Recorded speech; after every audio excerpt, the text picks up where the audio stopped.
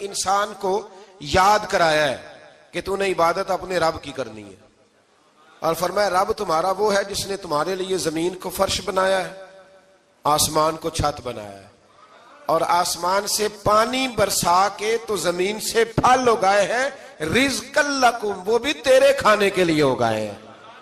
وہ جو آسمان سے بارش برسا کے زمین سے سبز اور پھل اگائے ہیں تو وہ بھی تیرے لیے۔ جب سارا کچھ تیرے لیے بنایا تو بھی تو عبادت کرنا اپنے رب کی، پھر کسی کو اس کا شریک نہ ٹھہرا۔ ایک چیلنج بھی کیا قرآن مجید نے اس رکوع کے اندر۔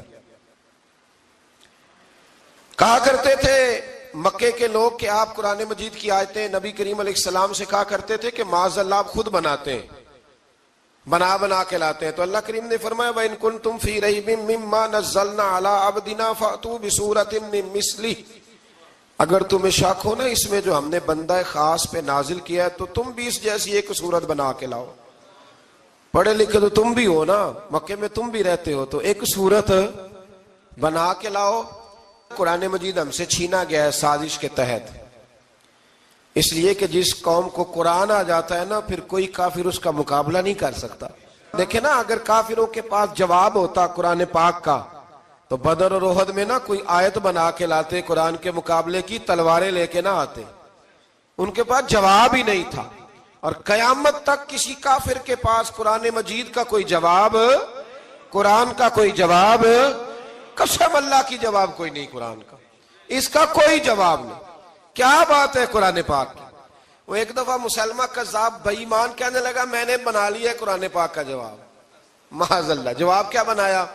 وہ صورت ہے نا القاریۃ ما القاریۃ وما ادراک ما القاریۃ، کھڑکھڑانے والی کیا ہے، کھڑکھڑانے والی تمہیں کیا پتا کیا ہے کھڑکھڑی، قیامت کا ذکر ہے۔ کہنے لگا میں نے اس جیسی صورت بنا لیا، تو کیا بنایا؟ الفیل مل فیل وما ادراک ما الفیل۔ کہنے لگا ہاتھی، تمہیں کیا پتا کیا ہاتھی، تم کیا جانو کیا ہاتھی۔ تو پاس جو اس کے اپنے بیٹھے تھے نا چیلے، کہنے لگے چپ کر جا، سارے زمانے کو پتا ہے ہاتھی کیا ہوتا ہے۔ تو پاگل ہے، اس کے دو کان ہوتے ہیں، ایک سونڈ ہوتی ہے، چار اس کے پیر ہوتے ہیں۔ بیوقوف آدمی قرآن کا مقابلہ کرنا ہے تو کچھ چج کے ساتھ کر، پاگلوں کی طرح مقابلہ کرے گا، جوتے کھائے گا بھی، ہمیں بھی پڑھوائے گا۔ تو قرآن مجید کا کوئی مقابلہ کر سکا؟ تو اس آیہ مبارکہ میں اللہ نے کافروں کو یہ کہا اگر مقابلہ نہیں کر سکتے تو پھر اللہ سے ڈرو، ورنہ دوزخ میں ڈالے جاؤ گے، وہ جس کا ایندھن آدمی اور پتھر ہے، اور بنائی بھی کافروں کے لیے گئی ہے۔ اعدت للکافرین، جہنم کس کے لیے بنائی گئی ہے؟ کافروں اور منافقوں کے لیے۔ مسلمانوں کے لیے بنائی گئی، مسلمان مرضی سے چھلانگے لگائیں تو ان کی موج ہے، ورنہ ان کے لیے جہنم، ان کے لیے اللہ نے جنت بنائی ہے۔ اور یہ بات کرتے ہی رب کریم نے فرمایا اے محبوب علیہ السلام مومنوں کو خوشخبری دے دیں کہ اللہ نے ان کے لیے جنت بنائی ہے، اس میں باغات ہیں، انہیں رزق دیا جائے گا کھانے کے لیے، اور اس میں انہیں پاکیزہ بیویاں دی جائیں گی، اور پھر وہ اس میں ہمیشہ رہیں گے، انہیں اس سے نکالا نہیں جائے گا۔ آگے جو آیات کریمہ ہے نا اس کے اندر اللہ تبارک و تعالیٰ نے فرمایا ہے کہ اللہ حیا نہیں کرتا سمجھانے کے لیے، مچھر کی مثال بھی دینی پڑے۔ فرمایا قرآن سے کچھ لوگ ہدایت حاصل کرتے ہیں اور کچھ گمراہ ہو جاتے ہیں۔ جب لوگ اپنی مرضی کی تشریحات چاہتے ہیں تو گمراہ ہوتے ہیں، اور جب قرآن کو رسول اللہ صلی اللہ علیہ وسلم اور امت مسلمہ کی تشریحات کی روشنی میں سمجھتے ہیں تو پھر اللہ ہدایت عطا فرماتا ہے۔ پھر اللہ تبارک و تعالیٰ نے آگے ارشاد فرمایا حضرت آدم کی پیدائش کا واقعہ۔ کچھ مفسرین نے لکھا اللہ نے مشورہ کیا تھا فرشتوں سے، وَإِذْ قَالَ رَبُّكَ لِلْمَلَائِكَةِ إِنِّي جَاعِلٌ فِي الْأَرْضِ خَلِيفَةً، لیکن کچھ مفسرین کہتے ہیں کہ اللہ کو ضرورت نہیں فرشتوں سے مشورہ کرنے کی، اللہ نے فرشتوں سے مشورہ نہیں کیا، بلکہ رب نے انہیں آگاہ فرمایا تھا کہ میں لگا ہوں زمین پہ اپنا نائب بنانے، میں خلافت دینے لگا ہوں زمین پہ۔ اب یہ تو دینے والی کی مرضی ہے نا اس نے کس کو دینی ہے، یہ تو دینے والے کی مرضی ہے نا اس نے۔ تو کچھ لوگ کہتے ہیں کہ دینے والے سے زیادہ ہمیں پتہ ہے، تو فرشتوں کو بھی یہ اجتہادی خطا ہو گئی، کہنے لگے یا اللہ اسے نہ بنانا، یہ فساد کرے گا، یہ خون ریزیاں کرے گا۔ تو اللہ نے فرمایا جو میں جانتا ہوں وہ تم، اللہ اکبر۔ امام راضی فرماتے جب رمضان آتا ہے تو اللہ فرشتوں سے کہتا ہے ذرا یہ کھول کے دروازے دیکھو نا یہ زمین پہ کیا کر رہے ہیں، تم تو کہتے تھے فساد کریں گے اور یہ سارے تراویحاں پڑھ رہے ہیں، تم تو گویا کہتے تھے فساد کریں گے، اور یہ تو دیکھو گویا رمضان کے روزے رکھ رہے، یہ تو میری یاد میں نکلے ہوئے ہیں۔ تم کچھ کہتے تھے اور دیکھو میں نے تمہیں کہا تھا نا جو میں جانتا ہوں وہ تم۔ اللہ نے پھر حضرت آدم علیہ السلام کو تمام زمانے کے علوم عطا کیے، علم سکھا لیا، تو فرشتوں سے کہا تم بھی ان چیزوں کے نام بتاؤ، تو وہ بتا سکے نہیں۔ اللہ نے فرمایا اب اس طرح کرو، آدم کو سجدہ کرو۔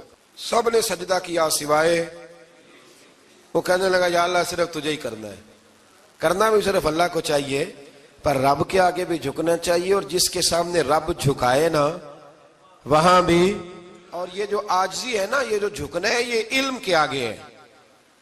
ہماری مصیبت یہ ہے کہ ہم علم کے آگے بھی گردن جھکانے کو تیار نہیں ہوتے، وہاں بھی ہم خود عالم فاضل بن جاتے ہیں۔